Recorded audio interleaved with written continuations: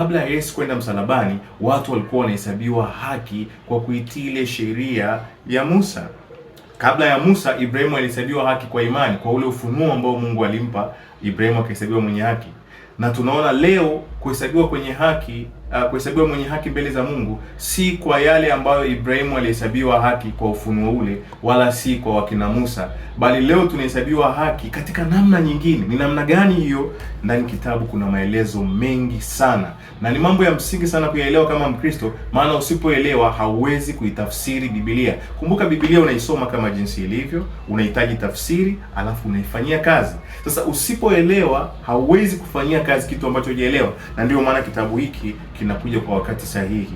Wale ambao wamekuwa wakiteseka sana na walimu wa uongo katika namna ya kufundishwa mambo ya kuchanganyikiwa, kitabu hiki kitakusaidia. Kwa wale ambao wamekuwa hawaelewi jinsi gani ya kuweza kumsikiliza Roho Mtakatifu na namna ya kuongozwa na Roho Mtakatifu, kitabu hiki kitakusaidia. Kwa wale ambao wanasoma neno la Mungu wanahisi kama wamechanganyikiwa, hawaelewi lipi ni lipi, mpaka wakamtafutia mtu kuelezea, hichi kitabu kina mwongozo na maelekezo ambayo yatakusaidia wewe uweze kuelewa.